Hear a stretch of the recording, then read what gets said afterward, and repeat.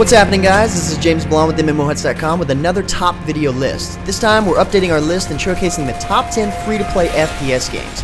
This list focuses on first-person shooters only and consists of variety, popularity, and some personal favorites of mine. Not to mention all these games are rated 4 out of 5 or higher on the games list at MMOHuts.com. So starting out our list at number 10, Crossfire. Crossfire is a quick-action MMO FPS developed by Smilegate and published by Z8 Games. The game made its way into the free-to-play market in 2009 and started to build up to its current form with 13 different game modes and 30 different game updates. Okay, so the game has had its hard time with a lot of hackers, but plenty of that has been cleaned up recently. Besides, these guys did the zombie mode right.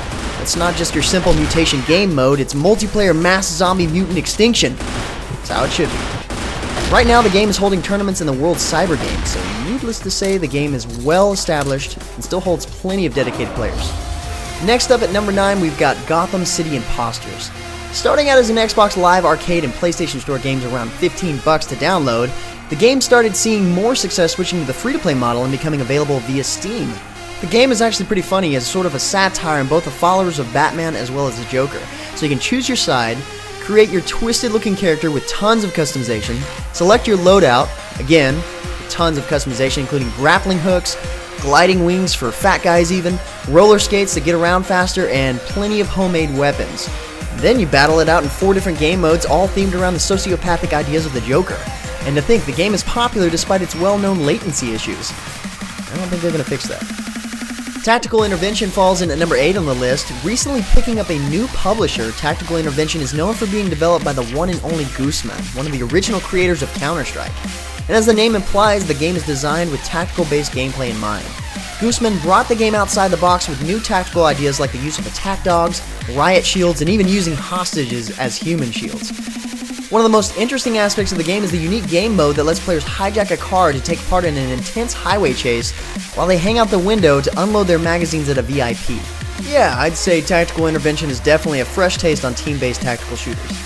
Number 7 is Soldier Front 2. Now this is one of the more recently released FPS titles published by Area Games. The game is focused around competitiveness, but I really don't feel that it brings in that kind of audience. The game features weapon and gear customization, a realistic aspect, decent graphics, and a unique hero mode that uses the fundamentals of a MOBA game, which I thought was actually pretty interesting and somewhat fun. And with the art of combat no longer up for grabs, this game might just be the substitute to provide fun times with friends online. Now this next one is still early in development, but it's popular enough to deserve a spot on this list. Just not too high up. Number 6 is Warface. Unlike most other free-to-play shooters, Warface runs off the CryEngine 3, giving the game smooth physics and shading, advanced lighting, and awesome animation blending.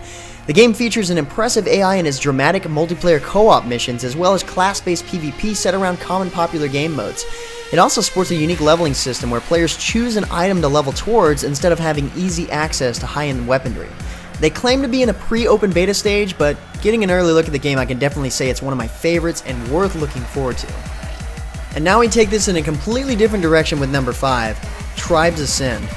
From the original developers of another fantastic shooter, Global Agenda, Hi-Rez Studios claims to have created the world's fastest shooter by incorporating a unique skiing mechanic with jetpacks to really amp up the twitch-based mechanics in a shooter.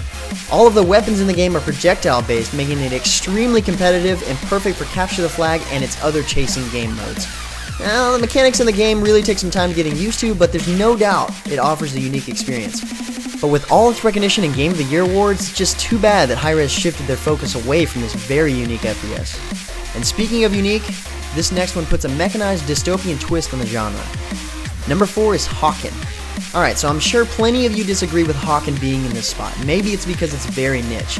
But it's actually one of my favorite free-to-play FPS titles. Nowhere else can you get the combined mechanics of a first-person shooter, nearly everything you can ask for in a shooter that is, and the awesomeness of mechs in a futuristic, desolated environment.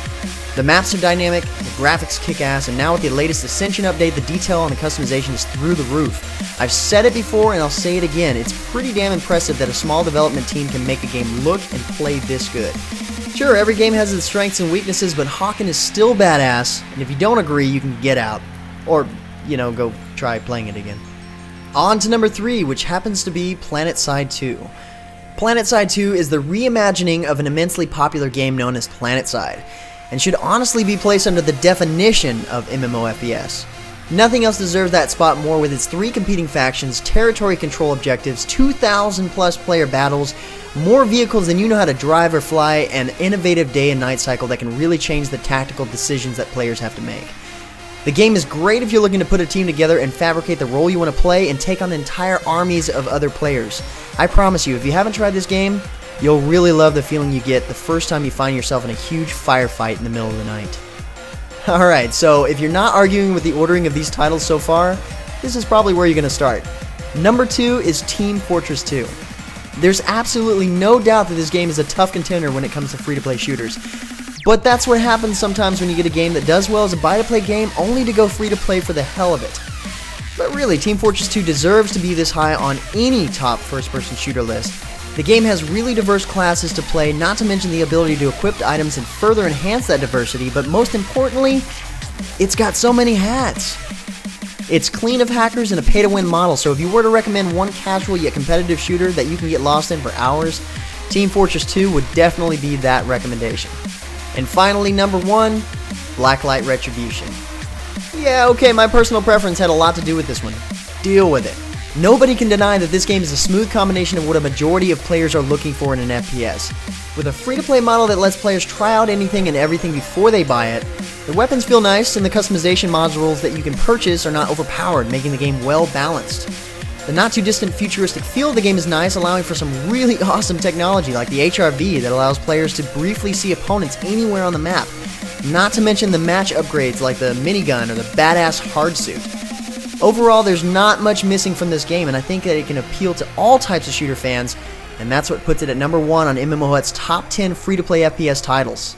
But honestly, there are tons of good free-to-play FPS shooters out there, so feel free to tell us about your favorites in the comments below. Meanwhile, check the description below for links to more information on these games. Thanks for watching, and until next time, guys, that's going to be it for me. I'm James Blonde. See you out there, gamers.